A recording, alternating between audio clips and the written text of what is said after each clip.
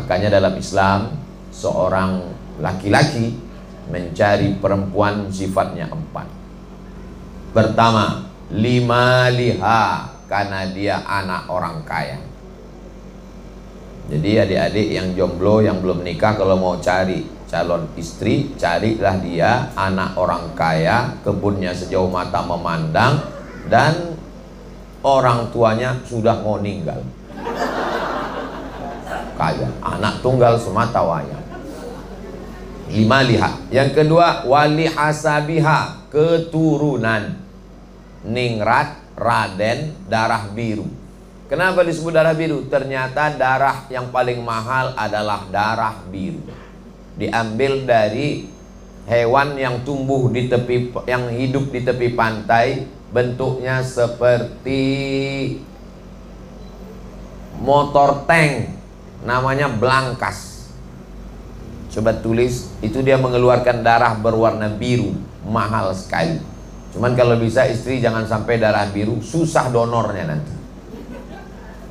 Saya ketika periksa darah, ditusuk sama dokter, diletakkan di kaca, Ustadz Somad, golongan darahnya AB.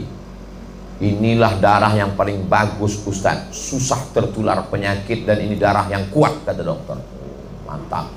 Tapi kalau kecelakaan, inilah yang paling sulit dapat darah dan banyak meninggal Pak Ustadz. Kadang dokter ini satu sisi membahagiakan kita, satu sisi menyusahkan hati kita. Lihasabiha, keturunan. Yang ketiga, wali jamaliha, kecantikannya. Rambutnya Mbak Mayang terurai. Tak usahlah kita teruskan. Tapi kata Nabi, jangan kau pandang yang 3. Kalau kau lihat karena hartanya, hartanya akan binasa. Kalau kau lihat karena keturunannya, berapa banyak perempuan dicopot gelar-gelar sukunya karena melanggar pantangan adat istiadat. Jangan kau pandangkannya rupanya, karena wajah musim berganti. Semuanya akan berubah. Perempuan itu ibarat bunga. Bunga itu seperti kuntum yang mekar harum semerbak. Tak lama kemudian dia akan layu. Yang tidak berubah itu cuma bunga plastik. Tapi pandanglah, kata Nabi yang keempat, fasfar bidzatid din, lihatlah bagaimana dia taat menjalankan ajaran-ajaran agama. Itulah yang tidak akan lapuk karena hujan, tak akan lekang karena panas, tidak akan berubah apapun yang terjadi. Zaman boleh berganti, politik boleh bertukar, tapi sifat bawaan ibu akan turun kepada anak. Itulah pentingnya mencari sifat ibu yang solihah. Adapun perempuan mencari calon suami, sifatnya lebih dikit lagi, hanya 2 saja. Idza ja'akum man tardawna dinahu, kalau datang laki-laki meminang anakmu. Bapak-bapak yang punya anak, kalau datang laki-laki meminang anakmu, pandang yang pertama dinahu, baik menjalankan agama, wa khuluqahu, baik akhlaknya. Kenapa 2? Karena ada orang yang akhlaknya baik, sopan. Kalau ditanya, OSB di mana? Di sana. Sopannya luar biasa. Natap kita pun nggak mau, tapi nggak sholat, nggak bisa. Ada pula orang yang sholatnya rajin, sholat zuhur, sholat asar, sholat maghrib, sholat isya, sholat tahajud, sholat witir, puasa sunat, tapi kasar, nggak bisa.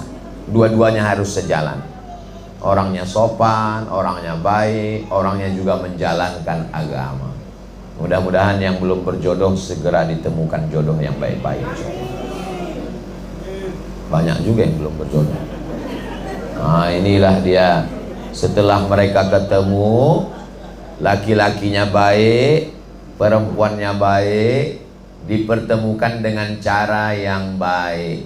Namanya ta'aruf. Gak ada pacaran dalam Islam. Sekarang banyak ini anak-anak muda sholat tahajud, sudah hijrah, jam 3 malam nelpon. Kamu nelpon siapa? Pacar? Enggak Pak Ustadz, ini pacar syariah. Tahajud ya yang. Kamu udah nikah? Belum. Itu anak gadis itu punya bapak, punya ibu, orang tuanya yang membangunkan. Kenapa kamu? Saya calonnya Pak Ustadz. Masih calon. Nanti setelah menikah baru. Tapi kami ini pacaran syariah Pak Ustadz. Gak ada pacaran syariah. Ini pacaran syariah Pak Ustadz. Kami aja manggilnya ya akhi ya ukhti. Bulan kedua ya abi ya umi. Bulan ketiga ya habibi ya habibat. Bulan keempat ya almarhum almarhumah. Nggak ada pacaran syariah itu. La talbisul haqqa bil batil. Jangan campur yang hak dengan yang batil. Jadi orangnya baik dipertemukan dengan cara yang baik, namanya ta'aruf. Kalau cocok lanjutkan. Kebetulan Pak Ustadz kemarin waktu ada acara di OSB, saya melihat ada yang cuan. Gimana caranya Pak Ustadz? Ya hubungilah Ustadz Ardi, beliau yang kenal orang tuanya. Ta'aruf. Nah, jadi nggak boleh miss call, cari nomor, ketemu, cari di Facebook, nampak langsung, tolong nggak bisa begitu. Kita mesti datang ke rumahnya. Si bapak juga, kalau ada tamu, dikasih tahu dia mau ngelihat anak bapak, nggak boleh langsung begitu, suruhlah dia ngangkat teh manis. Nah, ada maksud apa? Ya selama ini kami kan hanya sekedar kenal Pak, tidak mau hanya sekedar bertetangga, ingin hubungan ini lebih dekat lagi. Udah tahu itu, biasa ada feeling. Nah sebelum dia bawa teh, dia bawa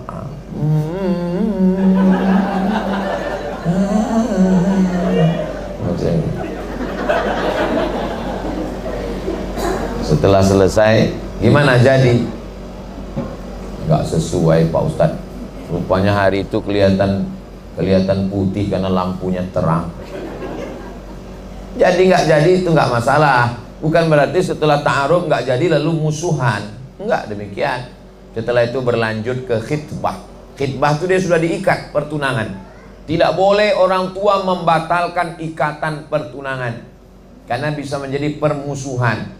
Dan anak muda juga nggak boleh meminta, Pak saya mau minang anak bapak, anak saya sudah dipinang orang lain. Pulang, nggak boleh.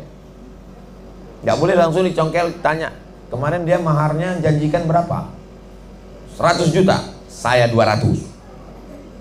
Emang ini kan Mas Koki? Ini anak orang, ini anak manusia, putus silaturahim orang. Maka dalam Islam diajarkan, la yakhtiba ahadukum fauqa khitbati akhi.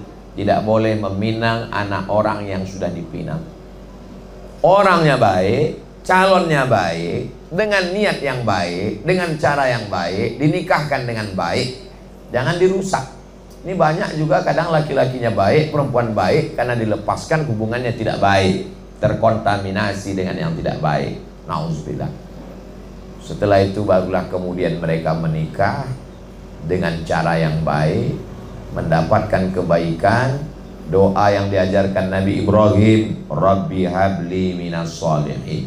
Nabi Zakaria, Rabbi habli min ladunka zurriyatan thayyibah. Nabi Ibrahim, Rabbi habli minas sholihin. Ibadur Rahman, Rabbana hablana min azwajina wa dzurriyyatina qurrata a'yun waj'alna lil muttaqina imama.